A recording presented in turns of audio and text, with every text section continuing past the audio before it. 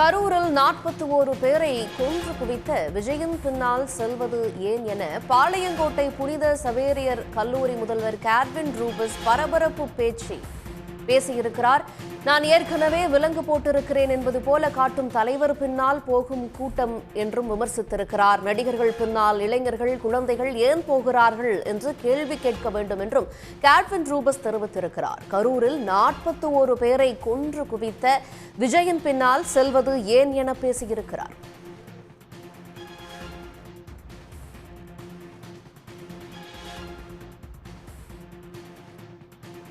சொல்றான், நம்ம பிள்ளைங்கள்ட்ட கேட்டு பாருங்க, நீ என்னவா பரப்புற? விஜய் ரசிகராக போறேன். 41 பேரை கொன்று குவிச்சவனுக்கு சரியா எல்லாம் இப்படி ஆகணும். இப்படி கையை இப்படி விலங்கு போட்டா நம்மளாம் என்ன செய்வோம்? விலங்கு போட்டாதான் கையை இப்படி வைப்போம் இல்லையா? இந்த தலைவர் கையை இப்படி போட்டுக்கிறாரு, நான் ஏற்கனவே விலங்கு போட்டிருக்கேன் என்று காட்டுகின்ற அவர் பின்னால் செல்லுகின்ற கூட்டம் அதிகமாக கொண்டிருக்கிறது. நான் விஜய்க்கு எதிரி இல்லை, ஆனால் சினிமா நடிகர்கள் மீது நம்முடைய இளைஞர்கள், குழந்தைகள் எல்லாம் ஏன் போய் கொண்டிருக்கிறார்கள்?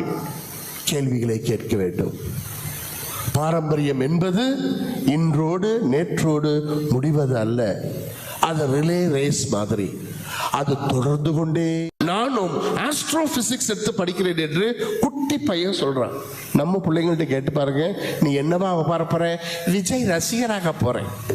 41 பேரை கொன்று குவிச்சவனுக்கு சரியா எல்லாம் இப்படி ஆகணும். இப்படி கையை இப்படி விலங்கு போட்டா நம்மளாம் என்ன செய்வோம்? விலங்கு போட்டாதான் கையை இப்படி வைப்போம் இல்லையா? இந்த தலைவர் கையை இப்படி போட்டுக்கிறாரு, நான் ஏற்கனவே விலங்கு போட்டிருக்கேன் என்று காட்டுகின்ற அவர் பின்னால் செல்லுகின்ற கூட்டம் அதிகமாக கொண்டிருக்கிறது. நான் விஜய்க்கு எதிரி இல்லை, ஆனால் சினிமா நடிகர்கள் மீது நம்முடைய இளைஞர்கள், குழந்தைகள் எல்லாம் ஏன் போய் கொண்டிருக்கிறார்கள்? கேள்விகளை கேட்க வேண்டும். பாரம்பரியம் என்பது இன்றோடு நேற்றோடு முடிவது அல்ல. அது ரிலே ரேஸ் மாதிரி, அது தொடர்ந்து கொண்டே. உடனுக்குடன் செய்திகளை தெரிந்து கொள்ள சன் நியூஸ் பெல் ஐகானை கிளிக் பண்ணுங்க.